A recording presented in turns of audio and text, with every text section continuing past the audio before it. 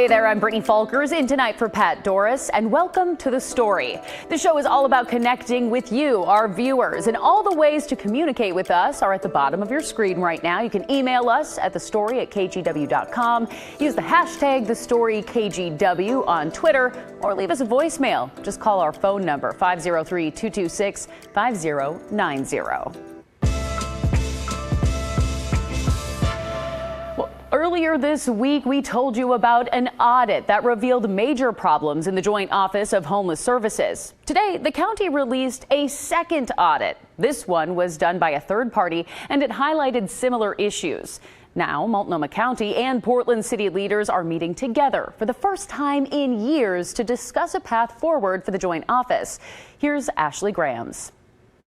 Multnomah County commissioners and City of Portland commissioners sitting side by side. Today is about our collaboration, engagement, and partnership as we convene for the first in-person joint session of our two governments since at least 2019. They're all in the same room because of a third-party audit of the Joint Office of Homeless Services. The audit claims the office lacks clear vision, coordinated leadership, and transparent communication. If we're going to continue to call this a joint office, we need it to actually be a joint office. Commissioner Julia Brim-Edwards echoed the need for leadership and direction. I think fundamentally we have to agree jointly on where we're going. Health Management Associates of Oregon interviewed over 40 people within the joint office and homeless services providers. We didn't just ask what was going wrong, but what would you like to see better, or what changes, what things have you been thinking about? Aside from lack of leadership, one of the biggest complaints was communication. People who work in homeless services say they're not looped in on regional decisions. We don't always even get an answer back because we don't know where the decision is, and the people that we're working with don't know where that decision lies either. Another issue is transparency. The office needs to answer questions about funding and how many people are finding permanent housing. A dashboard is great, and actually there's a good one that the joint office had, but it is not sufficient. And so we've got to figure out more. While the auditor offered an action plan, suggestions for restructuring, and many commissioners agreed, City Commissioner Mingus Mapps did not. I am not at all convinced that the joint office is an effective coordinating mechanism. Indeed, I would argue that recent history shows that it is not. He questioned how the city was actually involved day to day, aside from spending millions of dollars each year. This is just another example of the confusion, the question of how the city and county plan to work together. I think we should be public. I think we should be in the eyes of our public so they can see that we're trying to work together. And I will finish where I started. The public expects us to work together. Ashley Grams joins me now. So, Ashley, you were there, and you could see at the end there a little spicy in that conversation. And historically, we have seen some contention between the city and the county. Right. I think it took a lot to get all of these people in the same room. I think that was a comment that nearly every commissioner made was, hey, I'm happy to be here. I'm happy to be having these conversations, but it took them years to have this. So it's going to be interesting to see if anything tangible comes out of this here in the next couple of weeks that we can actually see. Yeah, and it'll be interesting too to see how things move along or change as we see some positions change with the mayor outgoing. Now, also, this kind of feels like deja vu. Some people at home might be like, wait, didn't we just talk about an audit? And we did, but that's a different audit. Right. So Blair covered this earlier in the week. Multnomah County did their own audit of the joint office, and it found a lot of the same things as this third-party audit. So it's really hammering home all of these points within the office, these pain points, these things that really need to see some change. All right, and we'll be keeping tabs on it. Thanks so much, Ashley. All right, let's get to a story now that we think's worth your time. The Oregonian this week did a deep dive into mental health care in Oregon and the way we've moved away from institutionalization over the years. The headline is Oregon tried to deinstitutionalize mental health care. Its failure echoes today. It goes into Oregon's history of treating patients with mental health concerns from when people were locked into asylums starting in the 1800s until the state moved away from that model toward community care. The idea behind community care is that people who need get help in their own communities. But as we've seen, that hasn't really happened. We talked with the reporter who wrote this article, Jayathi Ramakrishnan. She heard from several people who've seen the holes in the community care firsthand. One former patient from the state hospital, I think her story really stuck out for me because she'd been institutionalized for a really long time. And she knew that she said so, and I quote her saying this, that she knew when she got out, she was going to still need help. And what's challenging is, she just timed out of the system. They couldn't keep her there any longer. And not that she should have been there, but there should have been some other safety net when she got out. And it was hard to find her one. Her team tried, various things didn't work out.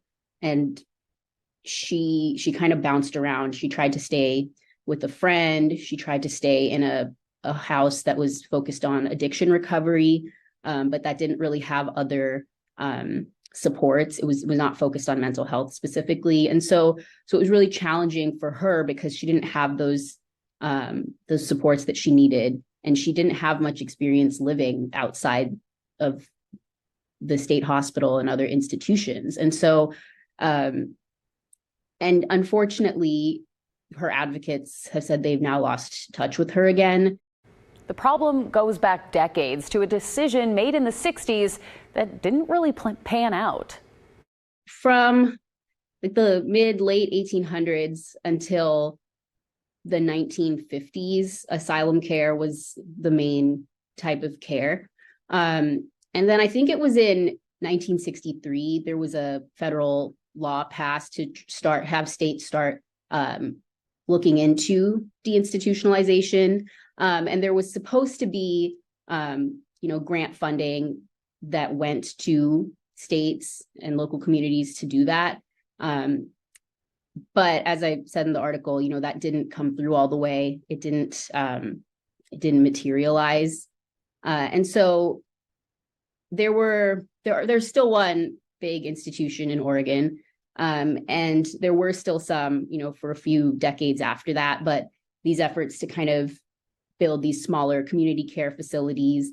And it's not that they didn't get built or that they didn't exist. It's just more that they didn't have the funding that they needed. The article also talks about the ways people with mental health concerns end up in the criminal justice system. We've talked about this many times here on The Story, how the state hospital, Oregon's largest psychiatric hospital, is filled to capacity, overwhelmingly with people waiting to stand trial. But when it comes to community care for mental health patients, many clinics and organizations are facing a lack of funding and a hard time finding enough staff to work these really difficult jobs. You can check out that article now in the Oregonian.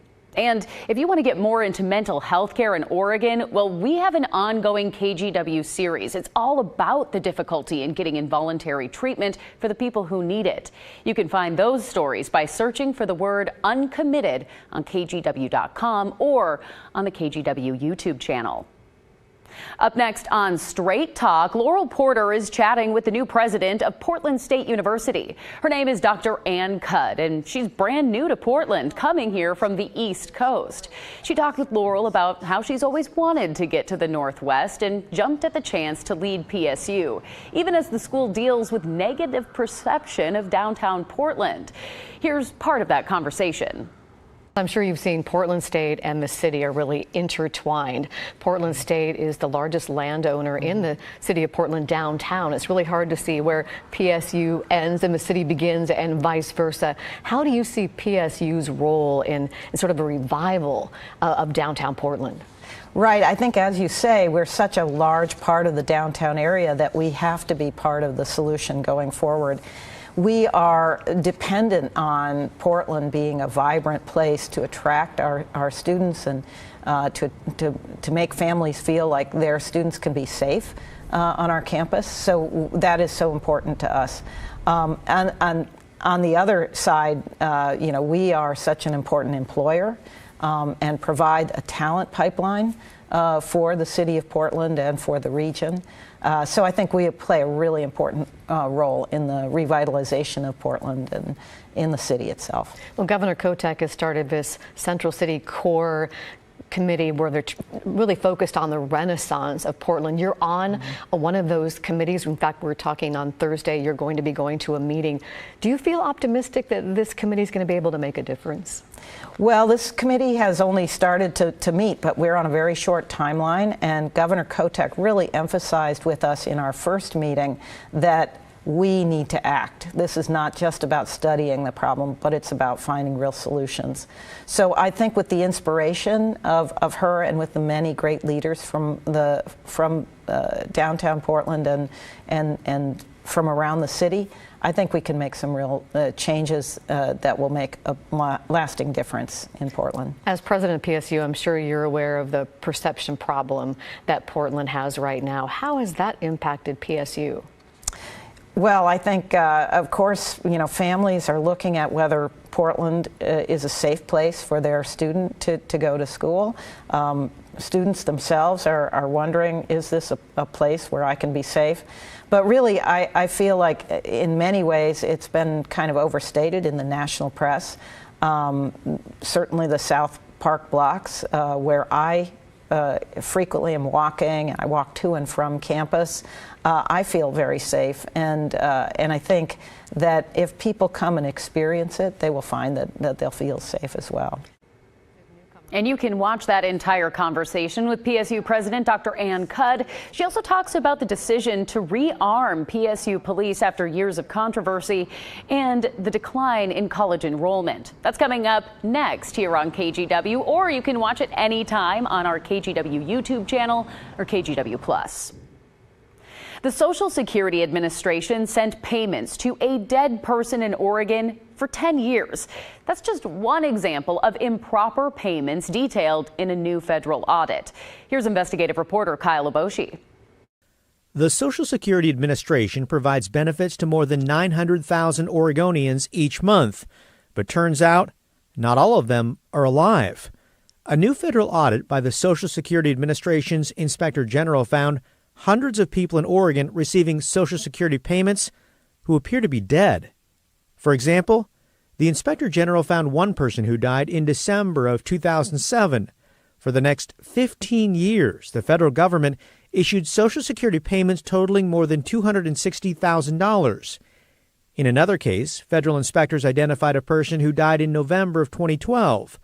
The Social Security Administration continued issuing that deceased Oregonian more than $108,000 in benefits for nearly 10 years. As part of a federal review, the Inspector General compared death data from the Oregon Health Authority with Social Security Administration records to determine whether deceased individuals were receiving improper federal benefits. According to the report, the Social Security Administration and Inspector General are currently reviewing payments made to 217 Oregonians who appear to be dead. If they're confirmed to be deceased, the investigators estimate the Social Security Administration improperly issued a total of roughly $10.2 million in payments. I'd like improper payments to be zero. We all would. But Social Security is actually doing a pretty good job of getting the money to the people that are supposed to be receiving it. Mark Goldwine of the nonprofit Committee for a Responsible Federal Budget said Social Security has greater accuracy in distributing benefits than other federal agencies because qualifying factors are fairly straightforward. You're eligible if you're 62 or older, you've worked and paid Social Security taxes for 10 years or more, and of course, you're still alive. But if we're thinking about where is our government wasting money, where are we sending payments to where they don't belong, Social Security is pretty low on the list. We should be looking for, again, to Medicare, unemployment, various tax credits. That's where a lot of the improper payments really are. Typically, funeral directors or family members notify the Social Security Administration of a person's death. Their identifying information is then added to the agency's death master file. People who fail to report death information and continue to receive payment for deceased family members risk fraud charges and will be forced to repay the money. Kyle Aboshi, KGW News.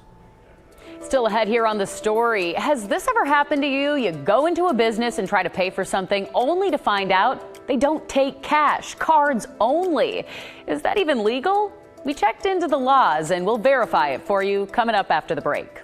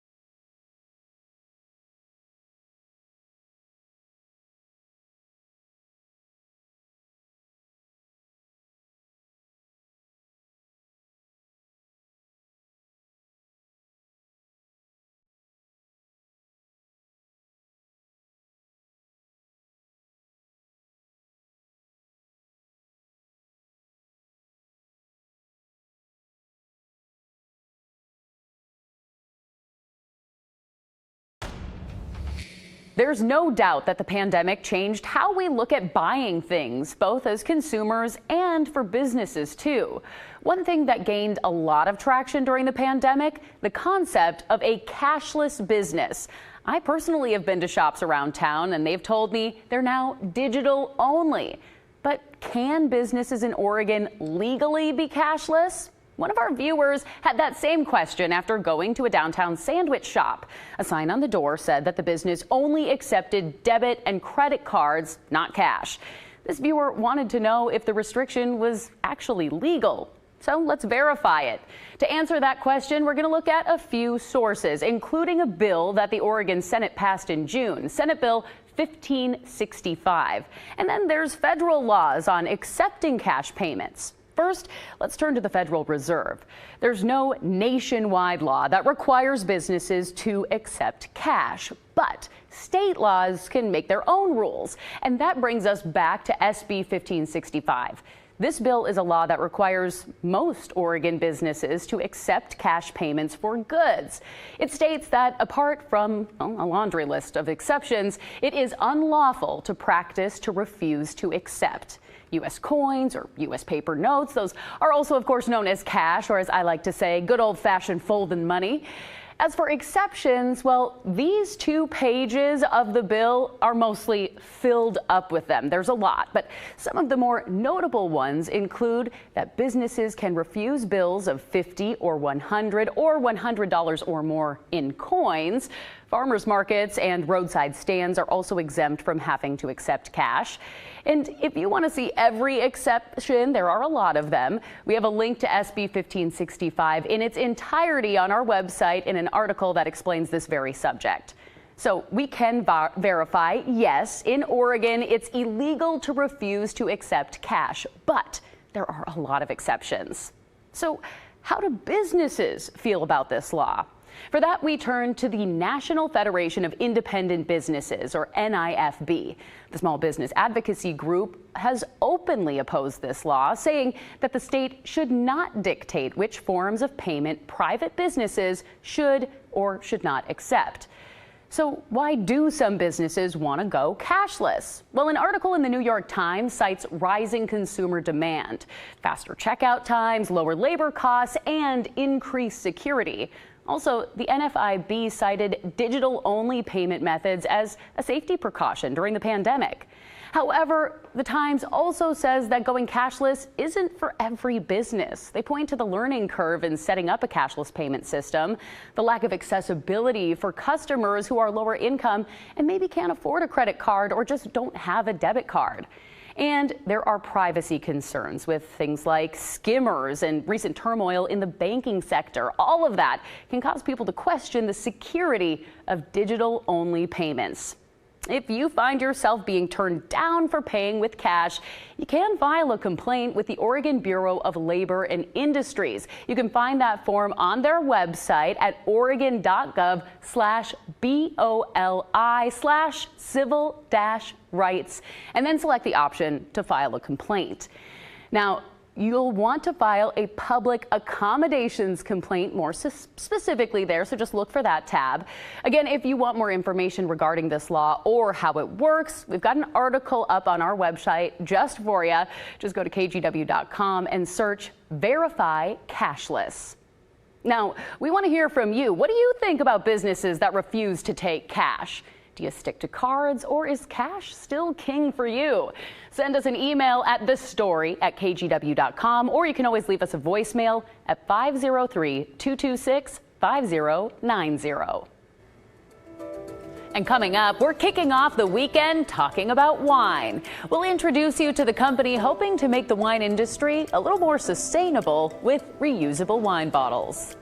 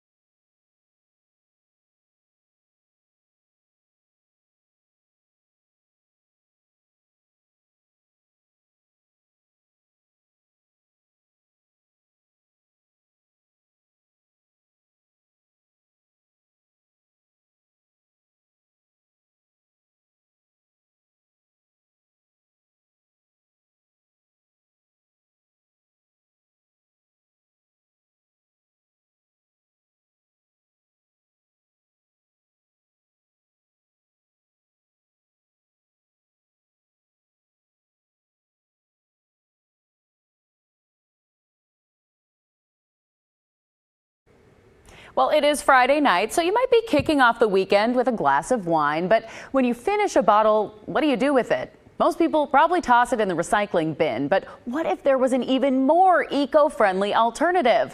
That's what two Oregonians are hoping to provide. Cale Williams uncorks the story for us. At the Lang Estates Winery in the Dundee Hills, it's harvest season, and crews are working overtime. But the wine that comes from these grapes might not end up in the kind of bottle you'd expect. This is new. It's new, but it's not new. This is a process we used to do. Glass used to be valued. That's Adam Rack, one of the co-founders of Reusable, a company that's looking to help consumers think twice before they toss their old wine bottles in the recycling bin. This is the best solution for aging wine. Rack's business partner, Keenan O'Hearn, explained. We don't throw away our wine glass from home after we've drank a wonderful glass of wine, right? We clean it and put it back on the shelf ready for the next use. And this bottle is made out of the same thing that glass is. O'Hearn grew up visiting family in Europe, where reusable glass bottles are the norm. As he got involved in the Oregon wine industry, he realized there was no reason the same thing couldn't happen here. To do that, though, they needed a recognizable bottle. Working with dozens of wineries, they came up with their prototype, easily identifiable by its distinctive design, and they're expecting to deliver more than 2 million of the bottles to wineries early next year. They'll act just like normal wine bottles for producers and consumers, up to the point of disposal. So these will be able to go back to a bottle drop location if you're in town. You can also drop them off with any of our partner wineries. Then the bottles will head to a cleaning facility, expected to come online late next year, where the labels will be removed and they'll be thoroughly sanitized. We'll have sterility testing on our batches as well, and then it's treated just like another bottle. It goes right back to the producers, right back to the wineries. Reusable is touting carbon emission cuts of up to 85% over single-use bottles. Recycling. And that was one of the big selling points for Jesse Lang, who manages the Lang Estates vineyard. Well, it resonated with me on a lot of fronts. The first one just being our carbon footprint across the country and across the globe for all the wines that we distribute. Reusable already has more than 40 wineries on board for next year's vintage across Oregon and Washington. But Rack said they're thinking bigger than the Pacific Northwest. So this isn't just a local thing. This is something we need to see nationwide, not just for the wine industry either. Cale Williams, KGW News. That's the end of our show. Thanks so much for watching. But remember, the story, our story, that never ends. We'll see you here on Monday.